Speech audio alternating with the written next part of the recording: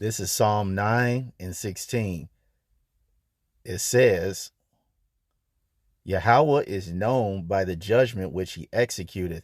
The wicked is snared in the work of his own hands. Hiyan, Hegayan, Salah. I to give all glory, honor, and praises to Yahweh, Bahashem Yahushai. Double honors to the apostle elders, a great millstone who rule well. And salutations to all you brothers out there pushing this word in love, truth, sincerity, and humility. Once again, it's the brother Shati from the Chicago camp coming back to you with what I hope is another quick and edifying sit down. And this is going to be a short one. This was inspired by this little video here on TikTok. This has just recently happened in Tennessee, in a few places throughout Tennessee. All right, a massive tornado went throughout many parts of Tennessee and completely just wrecked everything. So we're going to let this video play and we're going to get some more scripture. Always stay humble and kind. Be wasted time. Always stay humble and kind. Be wasted. Look at that, man. Hey, you can tell this is a town that ain't got nothing but Edomites there.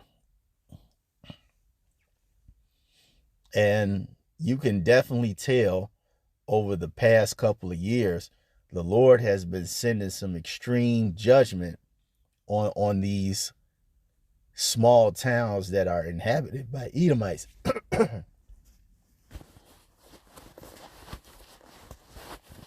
Now, to the untrained spiritual eye, these would just seem like random, misfortunate phenomena or accidents. But see, this is not the case. All right, this is all the judgment of Yahweh Ba'ashem Yahushai. Let's get that Psalm 9 and 16 again. It says, Yahweh is known by the judgment which he executeth. The wicked is snared in the work of his own hands. Higayon Salah. And so the Lord sent the judgment in these places in Tennessee, just like he does all across the United States in these little small towns where these Edomites dwell. Okay? Because you have to realize that there's still a lot of information that we do not know about as far as it pertains to many of these towns. But what we do know for sure is that many of these small towns that were inhabited by our people were unjustly taken by bad Uncle Esau. Okay, these lands were not gotten in a fair deal. They were gotten by ill-gotten gains.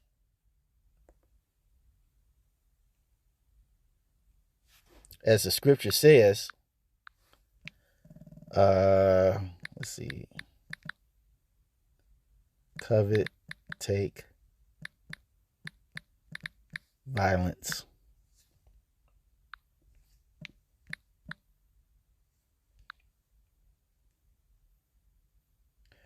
Micah 2 and 1, it says, woe to them that devise iniquity and work evil upon their beds.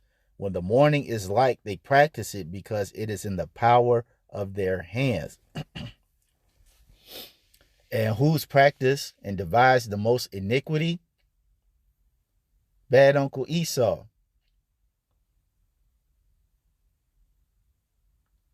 All right, there's no place that this man has not gone where he's desired what other people have. All you have to do is read Wisdom of Solomon, the 2nd chapter, and it gives you the whole breakdown on this guy's mentality as it pertains to envying another man's possessions. And the scripture says, and we're going to get that too.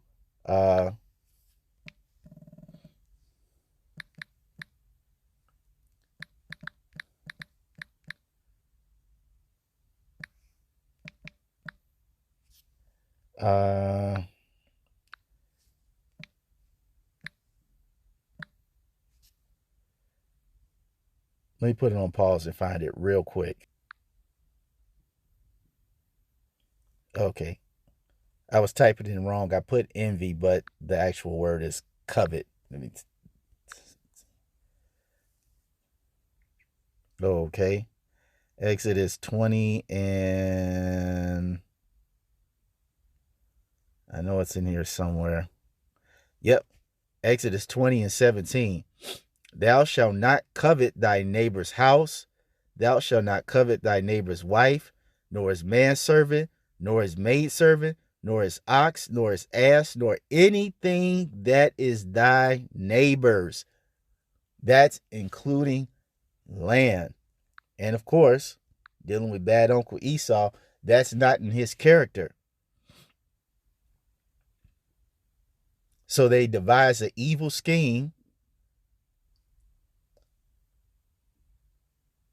to take that which is not theirs. And as we go into verse 2, and they covet fields, which we just read, you're not supposed to do, and take them by violence, and houses, and take them away. So they oppress a man and his house, even a man and his heritage.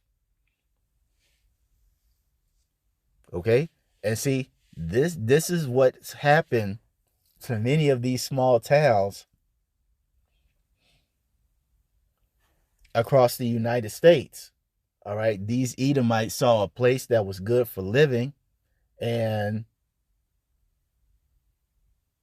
they devised a scheme to get Jake out of there, whether it been lynching, whether it be burning, whether it be marrying into the family, blatant murder, contractual fraud, you name it. This guy has accomplished, or should I say, this guy has not stopped at any means to accomplish his end goal agenda of acquiring things that do not belong to him. And see, the spiritual eye can see this. I mean, why is it that tornadoes don't come to the hood? You don't see hailstones. You don't see a judgment of hailstones in major cities. You don't see those places where you don't see those type of judgments where Jake lives. All right. These are the type of judgments that take place majority of the time. I don't want to say all, because there's a possibility there could be exception, but the majority of the stories, or all the stories that I have read about, where you see these tornadoes, these lightning storms, these hailstorms destroying towns, it's happened to Edomite neighborhoods. And as we just read, with just cause, okay? As I said, there's still a lot of information that we don't know about as it pertains to many of these different places. But we do know about drowned towns. We do know of situations where many people got burned and lynched.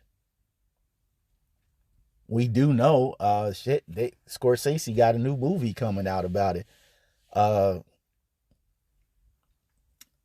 What's it? The Sun Moon.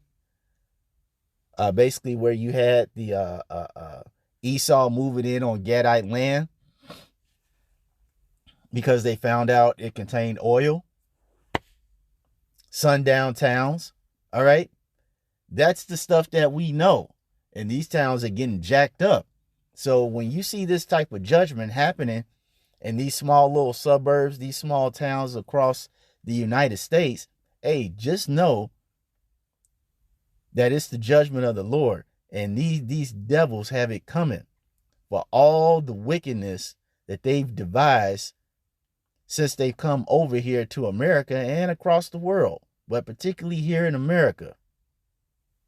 Just know that the judgment was justified because of all the wickedness that they have perpetrated, and which they still perpetrate to this day. So may Yahweh Bashim Yahweh Shai continue to send more tornadoes, more storms to destroy their neighborhoods, just like they destroyed ours. So that's all I wanted to say on this. I hope you all were edified. Till the next time, we're going to say Shalom.